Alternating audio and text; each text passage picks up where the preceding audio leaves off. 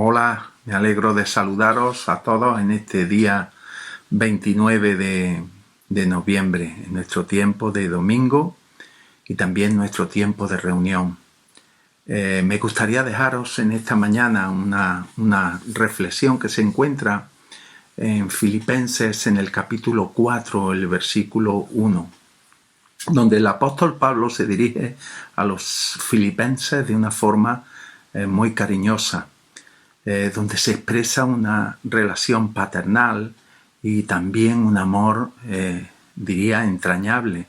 El verso en sí se encuentra en Filipenses capítulo 4, versículo 1, y donde dice así: que hermanos míos y amados, deseados gozo y corona mía, estad firmes en el Señor, amados.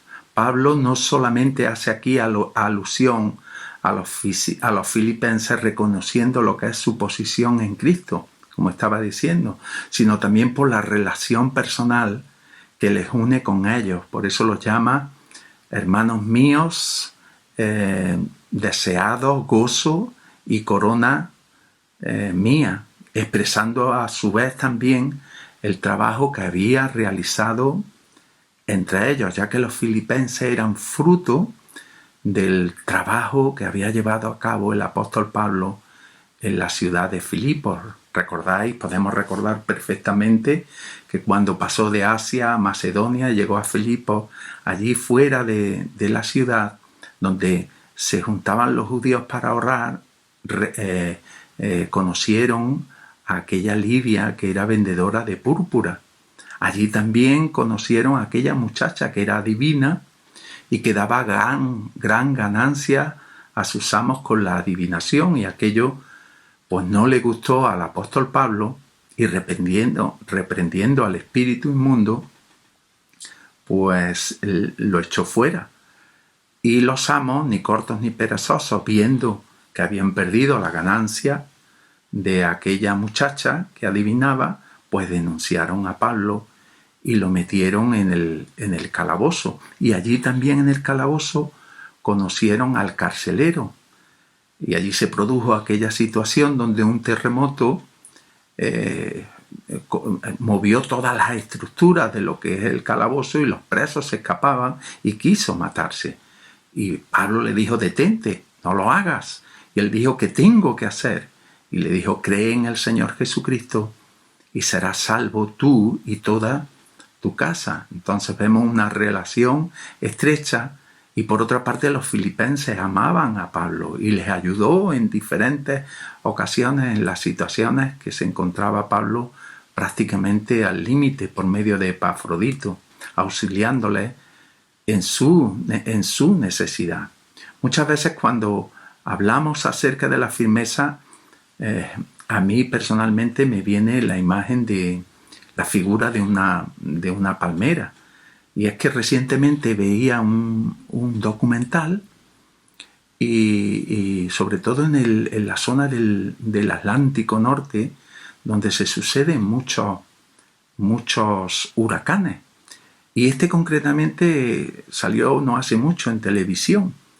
Y a 250 kilómetros por hora podéis figurar arrasando lo que es toda la costa, arrasando laderas, arrasando todo lo que se encontraba a su paso. Sin embargo, observé que allí había una hilera de palmeras y parecía como si no fuera con ellas. Se movían de un lado a otro, pero allí estaban permaneciendo de alguna manera firmes. De hecho, hace poquito hemos cortado una palmera en la parcela de mis padres, que estaba produciendo daño, y la cortamos a ras del suelo, pero no la levantamos porque nos dijeron que tiene por una parte unas raíces que son muy anchas y que se sujetan muy fuerte al subsuelo, y habría que incluso meter una máquina. Y esto me habla de firmeza, ¿no? Ya que dicen que las raíces y la estructura de la palmera es muy semejante a los edificios que se están ahora construyendo contra los terremotos, o que se han construido en otras etapas contra los terremotos. Tienen por una parte, como estaba diciendo, unas raíces muy fuertes, muy anchas, pero a la vez que le permiten ser flexibles ante los huracanes o ante los vientos, sobre todo estos que se suscitan a 200 o a 260 kilómetros por hora, ¿no? Entonces, pensando en todo esto, mi pensamiento, mi pregunta era, ¿qué significa estar firme? Porque parece como un juego de palabras, ¿no? Un poco difícil de interpretar, que te dejan más preguntas que respuestas. Y yo pensaba que estar firme no tiene que ver solamente con la fuerza, con lo que es la fuerza humana, con lo que es la lucha diaria, el activismo o incluso las experiencias de la vida que te hacen endurecerte, ¿no? Aquí estamos hablando de una firmeza espiritual, que incluso en nuestra debilidad podemos permanecer afirmados, podemos permanecer firmes, porque esa firmeza nos viene de arriba, nos viene del cielo, nos viene de la gracia de Dios.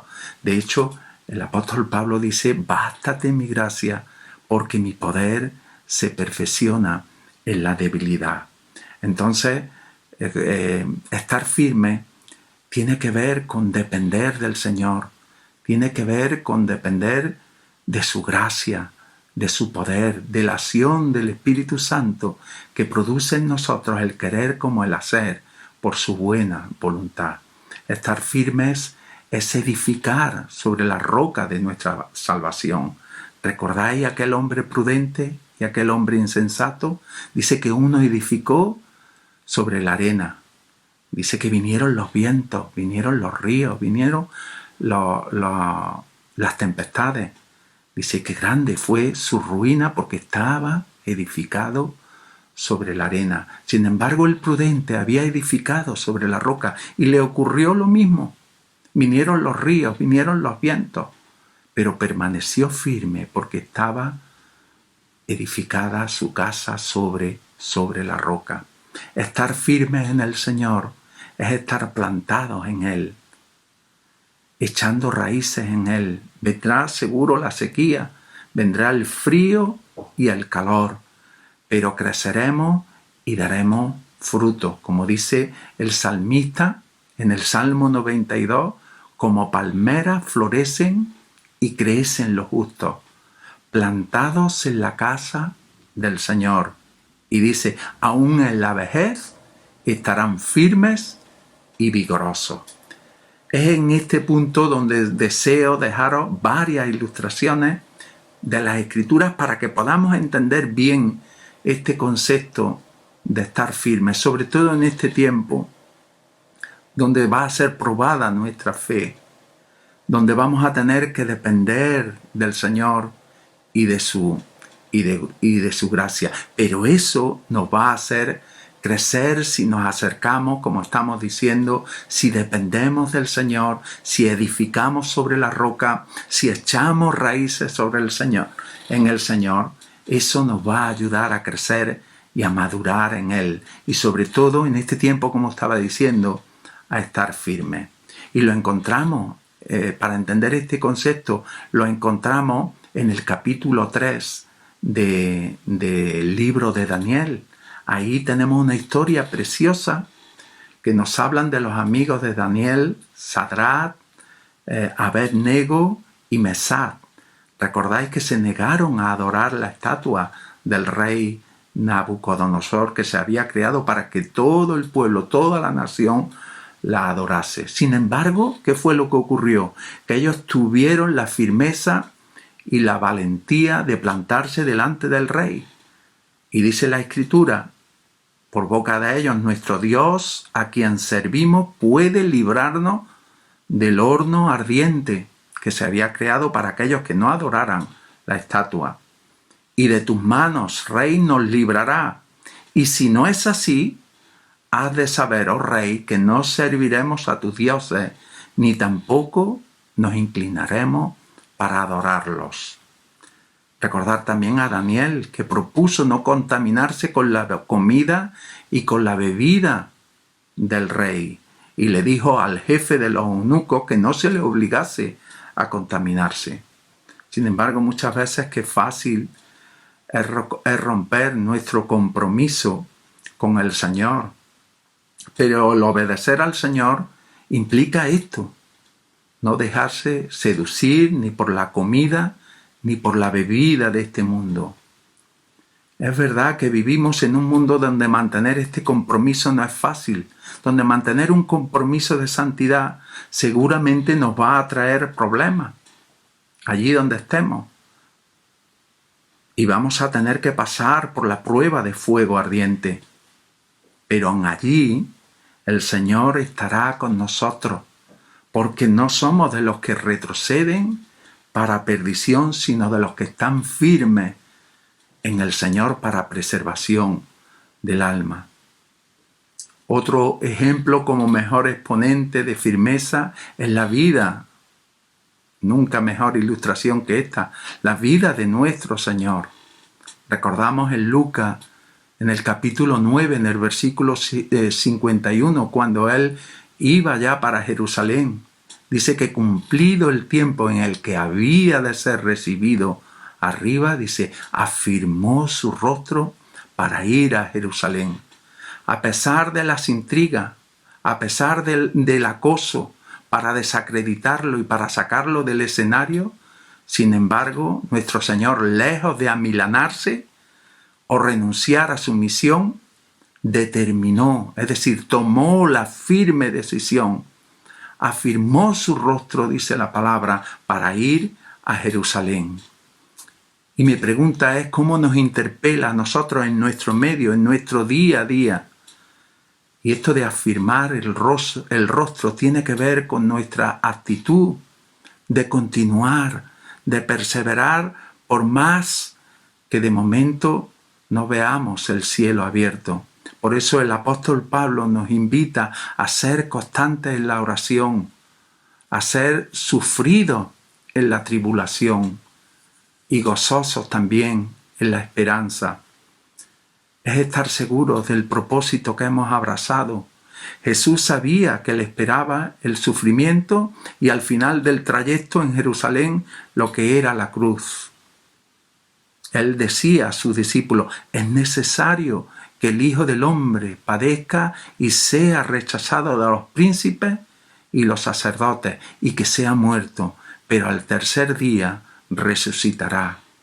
Por otra parte, también es un desafío para poner como prioridad en nuestras vidas lo que es la voluntad del Señor. Y qué mejor referencia que nuestro Señor Jesucristo, cuando dijo, mi comida es que haga la voluntad del que me envió y que acabe su obra.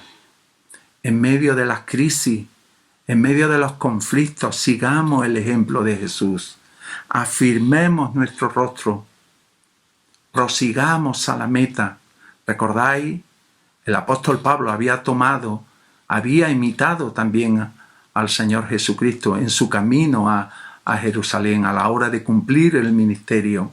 Y en ese trayecto llamó a los ancianos de Éfeso y les hizo saber que ya no iban a ver más su rostro y que le esperaba en ese camino sufrimiento y dificultades. Pero él podía decir, de ninguna cosa hago caso, ni estimo preciosa mi vida para mí mismo, con tal de que acabe mi carrera con gozo y el ministerio del Evangelio, el testimonio del Evangelio de la gracia de Dios. Por tanto, queridos hermanos, es tiempo delante del Señor de aclarar cuáles son nuestras convicciones, tenerlas claras. Es tiempo de aclarar también en ese proceso de madurez, de vida como creyentes sencillos en nuestros trabajos, en nuestras luchas diarias, aclarar cuáles son nuestras prioridades. Es tiempo de afirmar nuestra fe en el Señor, pues el que pone su mano en el arado, dice, y mira para atrás, no es apto para el reino de los cielos. Es necesario que los demás vean en nosotros que somos luz y que brillamos y que expresamos una vida de servicio al Señor alumbrando a este mundo. Y es en este punto, en esta parte, que os quiero dejar 4 maneras de representar en el día a día que estamos firmes en el Señor. Si estás firme, gloria a Dios en esta hora. Si estás viviendo una vida práctica, una vida dependiendo del Señor y expresando lo que es tu firmeza, damos gracias al Señor por ello. Si no estás, pues estos 4 puntos nos pueden ayudar a reflexionar, nos pueden ayudar a mejorar lo que es nuestra vida como creyentes y sobre todo nuestra firmeza en el Señor, porque de eso se trata. Y en Filipenses, Pablo, hablándole a sus hermanos queridos en la iglesia de Filipo, les dice en el capítulo 1, en el versículo 27, les dice: solamente que os compartáis como es digno del Evangelio de Cristo. Dice: para que sea que vaya a veros o que esté ausente, oiga de vosotros que estáis firmes en un mismo espíritu, en un mismo propósito, combatiendo unánimes por la fe del Evangelio. Preciosa palabra, ¿verdad? Dice: solamente que os comportéis como es digno del Evangelio de Cristo. En otra versión dice que os comportéis como ciudadanos del reino. Y la verdad es que somos ciudadanos del reino. Nuestra ciudadanía está en los cielos, de donde esperamos a nuestro Señor y Salvador Jesucristo. Y sabemos que estamos aquí de paso. Pero el Señor nos insta en esta mañana a vivir, a comportarnos como es digno del Evangelio de Cristo. El Evangelio son las buenas noticias, son las buenas nuevas de lo que es el amor de Dios por nosotros, la buena voluntad de Dios para con el ser humano. Y Pablo, hablándole también a los Efesios, en el capítulo 3, versículo 17 al 21, dice que ora por ellos para que sean capaces de comprender con todos los santos cuál sea la altura, la profundidad, dice, y de conocer el amor de Cristo, que excede a todo conocimiento, dice, para que seáis llenos de toda la plenitud de Dios. Y es que cuando comprendemos la obra de la cruz, cuando la vamos entendiendo, porque es un proceso, cuando vamos entendiendo la obra de Dios a nuestro favor en la persona de Cristo, que no ha sido hecha con oro, con plata ni con piedras preciosas, sino con la sangre de nuestro Señor Jesucristo, cuando entendemos que ahí en esa cruz debía de estar yo y que Él, el Señor Jesucristo, la ha ocupado en mi lugar, entendemos que es una obra hecha por amor. Y mi respuesta a Dios no puede ser nada más que una: vivir de tal manera que agrademos al Señor en todo, que le honremos al Señor con nuestras vidas. ¿Cuándo? Pues simplemente cuando hablamos la verdad, cuando vivimos en la verdad, cuando conduzco con prudencia, sin echar mano al móvil, cuando no me salto el semáforo en el último segundo, cuando mi esposa me dice en un momento determinado: niño, no corra, no me gusta cómo estás conduciendo, y en vez de acelerar, paro el coche, reduzco la velocidad y honro a mi esposa. Todo esto tiene que ver con una vida práctica que expresa que la obra del Señor va transformando y cambiando lo que es nuestro corazón. Vivir de una forma digna es tener al Señor en el centro de nuestras vidas. Jesucristo no es un personaje ni una persona secundaria. Debe ser lo más importante en nuestras vidas. Debe ser la prioridad, debe ser el levantarme y el acostarme, el camino y la meta. Es ser también coherente entre lo que decimos entre lo que predicamos y lo que hacemos. Pues sobre todo es verdad que nos debemos al Señor, pero también a aquellos que nos observan. De lo contrario, nunca seremos confiables. Por eso Pablo dice que sea que esté presente o ausente entre ustedes, sepa que estáis firmes en el Señor. En segundo lugar, firme, que tiene que ver con perseverancia, que tiene que ver con constancia, con no dudar a la hora de tomar decisiones a favor del Señor. Cuando viene la prueba, cuando vienen las dificultades, cuando alguien nos interpela si somos creyentes, sabiendo que el Señor es poderoso para guardar mi depósito para aquel día.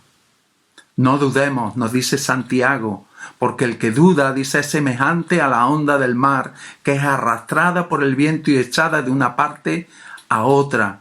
No piense, pues, quien haga tal cosa, dice, que recibirá cosa alguna del Señor. Y es que las olas, cuando las vemos, son así. Van y vienen sin tener una posición fija, sin tener posición alguna. Y esto me recuerda a Elías, al profeta Elías, ante aquellos 400 falsos profetas de Baal. Recordar ante aquel desafío, donde allí estaba todo el pueblo reunido y los profetas de Baal, y cada uno levantaron un altar. Elías se dirige al pueblo, a los que estaban allí alrededor, y le dice: ¿hasta cuándo claudicaréis entre dos pensamientos? Si el Señor es Dios, seguidle, pero si Baal y el mundo es vuestro Dios, iros con él.